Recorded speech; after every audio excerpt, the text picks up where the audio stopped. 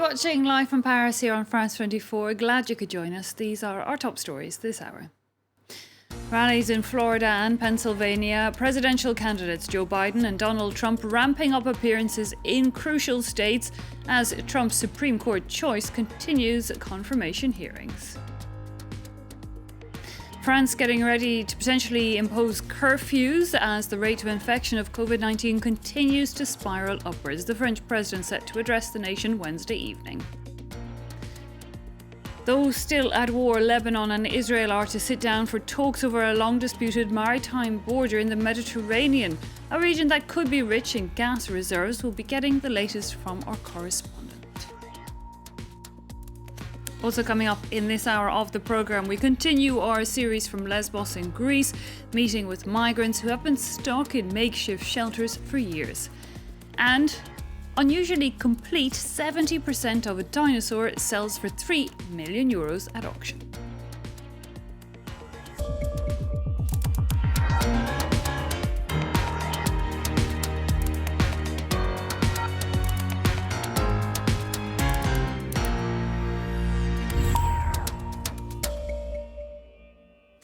The number of people testing positive for COVID-19 in France continues to rise rapidly, with hospitals already under pressure and now sounding the alarm. French President Emmanuel Macron is to speak on national television this evening, with many expecting him to announce curfews for certain cities in a bid to stem the spread. Hugo Royer brings us the very latest. Hospitals are again being pushed to breaking point, with more than 5,600 COVID-19 patients newly hospitalised in the past week, nearly 1,000 of them in intensive care. ICU beds are fast becoming saturated. Dire qu'on va avoir 90% des lits qui vont être pleins la semaine prochaine avec du Covid+. Donc s'il n'y avait pas de problème économique, je pense que la décision de confinement aurait été prise depuis longtemps. As of Tuesday, France had more than 756,000 confirmed cases. About 13,000 new cases in 24 hours. Though that's half of a record hit on Saturday, the surge is not expected to be over anytime soon. Since widespread testing began, 12% of the results has been positive. That's more than 1 in 10 people. In Paris, the rate is 17%. Expectations are high for President Emmanuel Macron to announce tighter restrictions. While the nationwide lockdown is off the table for now, his Prime Minister warned that nothing should be excluded.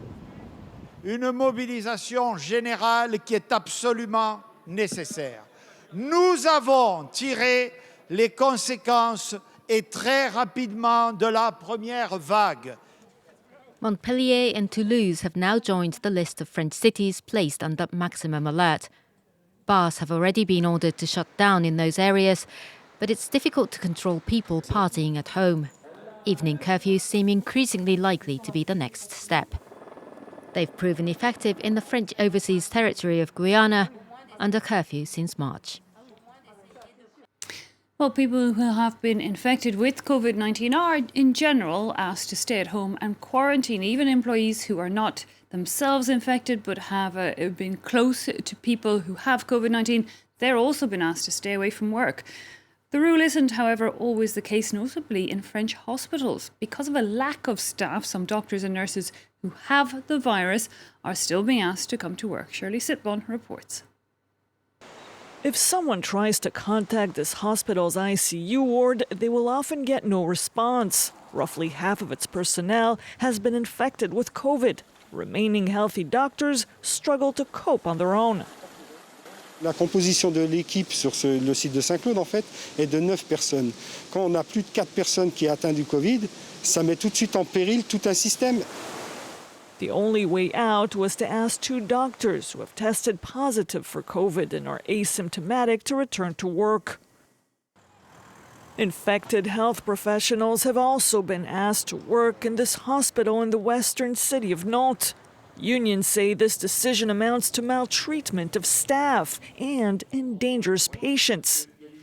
Ça nous choque parce qu'on a affaire à des patients qui sont vulnérables et ça veut dire que pour le coup on peut leur donner le virus et on peut aussi le donner à tous les collègues qui y a autour. Donc moi j'ai envie de vous dire que l'établissement il joue à la roulette russe. Management says this approach has been approved by one of France's top health institutions, advising the government when infected doctors are essential, if they're asymptomatic, and if maximum sanitary precautions are taken, they can work. Hospitals say such decisions should not be taken lightly. Si les mesures barrières sont très bien appliquées de manière vraiment très stricte, c'est possible, mais il faudrait vraiment que ça soit dans des conditions exceptionnelles, encore une fois, où cet agent aurait une technicité qui serait irremplaçable. This Toulouse hospital, like many others, has so far decided not to use any of its infected personnel. The Netherlands is going into partial lockdown with all restaurants and cafes forced to close for at least the next 2 weeks, and the wearing of masks is now compulsory in indoor areas. Up to now, Dutch Prime Minister Mark Rutte had resisted putting strict restrictions in place, but the country is currently recording the third highest rate of new infections in Europe. De cafés en restaurants gaan weer dicht. Cafes, restaurants and terraces are closing again. This also applies to coffee shops. Takeaways are allowed and coffee shops can stay open for takeout orders. Also, hotels can stay open and serve food and drinks to their own guests.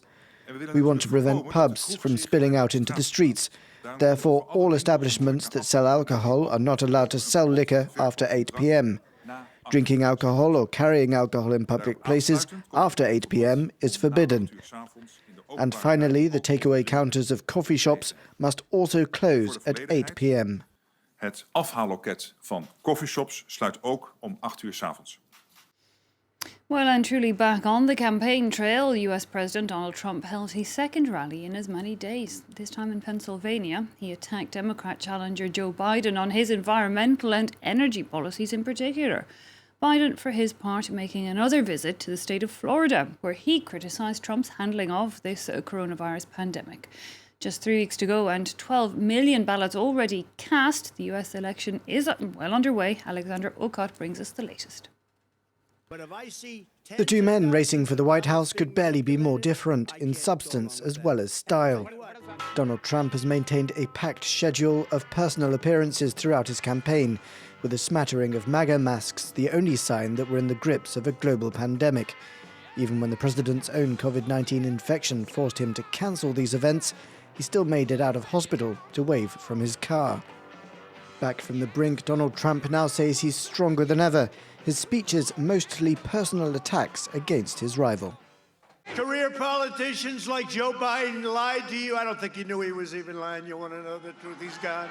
As a Senator Biden's last, American trade policies were a total disaster. They dismantled your steel industry and decimated entire towns in your area. And we brought back steel.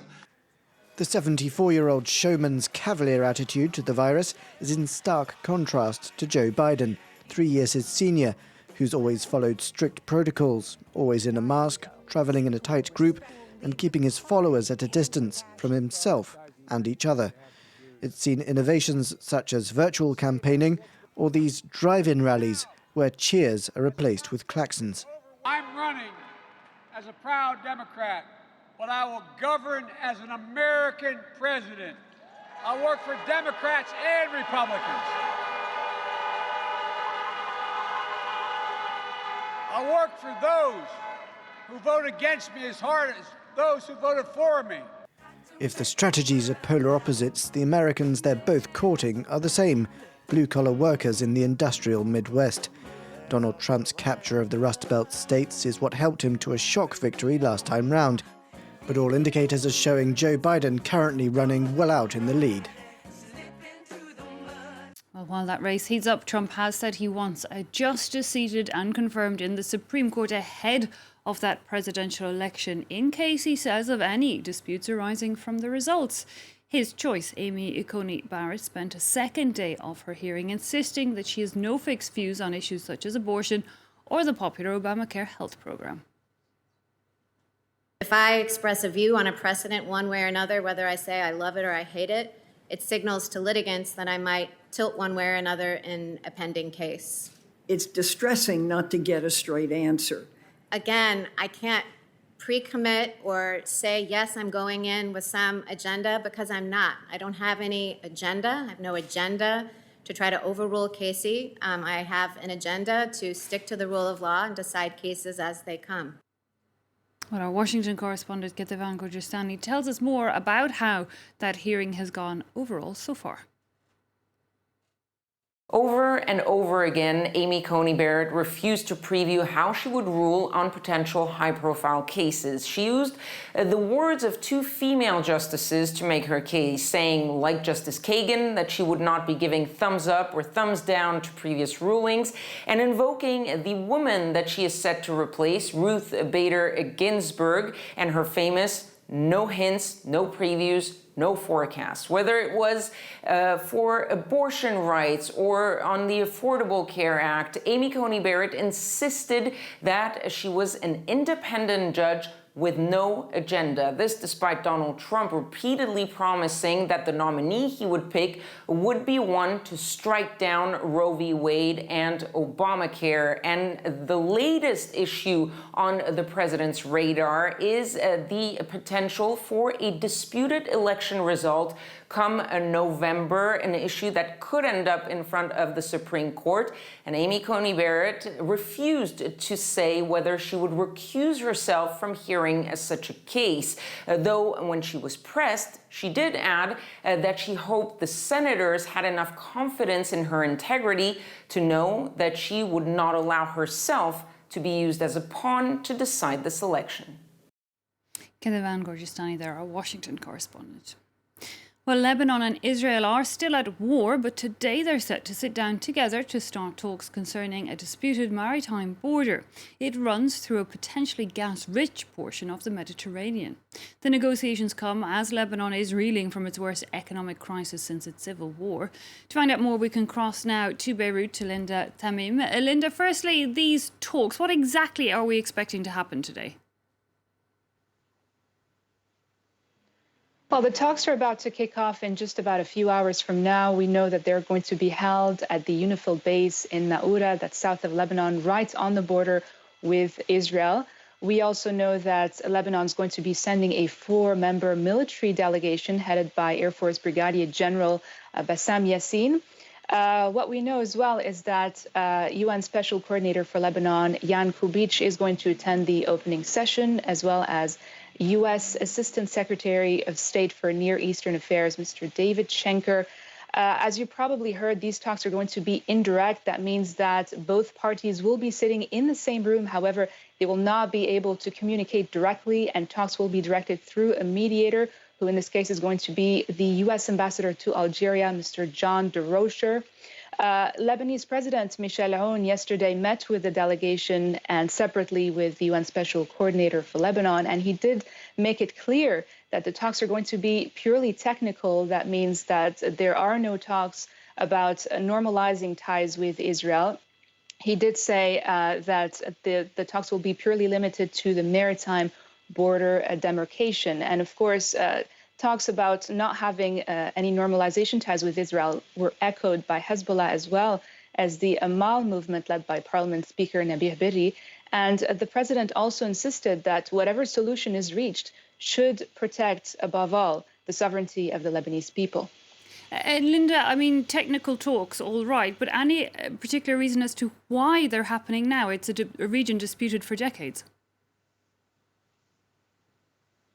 Of course. As you were mentioning, Lebanon is going through one of the worst, if not the worst, economic crisis since the civil war happened. And in that sense, Lebanon really has nothing to lose, as it's in dire need for cash at the moment, foreign currencies being poured into the country. In fact, the caretaker foreign minister, Sherb El-Wahbi, said that the Lebanese negotiator today is going to be fiercer than we imagined, because we really have nothing to lose at this point. And another reason, possibly, we're hearing here that reports are saying it could be a tactical decision by Hezbollah and Amal to neutralize tensions with the United States, and of course, to avoid the prospect of further sanctions against both parties. As just a reminder, a few weeks ago, the U.S. issued sanctions against political figures accused of corruption and also accused of helping Hezbollah, which the U.S. considers a terrorist organization. Okay, Linda Tamim in Beirut, thanks very much for that. Let's turn now to some other news in brief. Fighting continues in Nagorno-Karabakh. The ceasefire signed broken, with both sides blaming the other for that breach. The Red Cross says it is trying nonetheless to facilitate the handovers of detainees or indeed the dead, which was part of the truce deal, but it says the security situation is so far hindering those efforts. It's also appealing for funding for humanitarian aid for the region. Angry protests in Tunisia after a man was killed when police demolished an illegal kiosk he was sleeping in. The son of the man who died said that the security agents fired tear gas at his family as they tried to approach that kiosk to intervene. And a 5-ton bomb from World War II detonated in Poland. The device was in a channel near the Baltic Sea. No one was harmed in the operation. The explosive was dropped by the Royal Air Force in an attack on a Nazi warship back in 1945. Now it's 3 metres high, more than that, and 10 metres long, and has sold for €3 million. A rare dinosaur skeleton discovered in Wyoming in the USA 3 years ago has gone under the hammer here in Paris. The specimen said to be unusual because it is in fact so complete. It sold for 3 times the starting price. Olivia Salazar-Winspear takes a look. Going, gone. For the sum of €3 million. The fossilised remains of an Allosaurus were sold at auction in Paris, and as one of the largest skeletons of this species, it was snapped up for much more than its €1 million starting price by an unnamed buyer. Alors bien évidemment, ce sont des pièces qui sont relativement rares. Nous organisons dans ma maison de vente une vente par an sur ce thème, et nous avons la chance cette année d'avoir effectivement ce grand fossile. Très complet, à environ 70%, ce qui est bien pour ce type de pièces et surtout restauré de façon admirable. The skeleton dates back to the Jurassic period and is believed to be some 150 million years old. It was found in 2016 in Wyoming. The region's a rich hunting ground for archaeological digs. Les centres des États-Unis, c'était dans le Wyoming notamment, c'était une zone à peu près aride, avec des grands systèmes de rivières, et les dinosaures ils vivaient autour des rivières. Pourquoi c'est important? Parce que c'est grâce à cette rivière qu'on peut préserver les fossiles. Ça c'est sûr et certain un dinosaure qui est mort près de l'eau. Il était recouvert par des sédiments. Chose d'être recouvert, il a permis sa fossilisation. The Allosaurus is thought to be an ancestor of the T-Rex. Also a carnivorous dinosaur, it could pursue smaller animals at a speed of between 30 and 50 kilometers an hour. Indeed, this particular specimen had traces of trauma on its bones, likely due to fierce battles with its prey. You're watching live from Paris here on France 24. If you're just joining us, these are our top stories.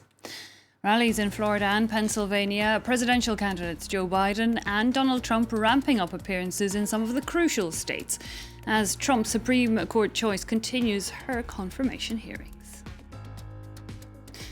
France is getting ready to potentially impose curfews as the rate of infection of COVID-19 continues to spiral upwards. The French president set to address the nation Wednesday evening.